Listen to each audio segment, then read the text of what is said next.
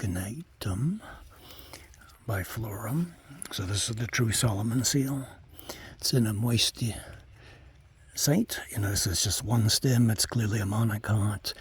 It could be a couple of things, but you notice the flowers are coming off the bottom, and there's 2 per node.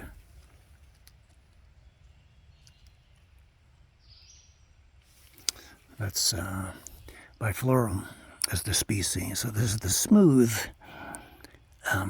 true Solomon seal, or true,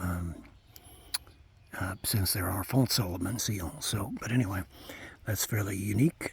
It's still continuing to bloom despite being mid-May. But anyway, that's kind of impressive.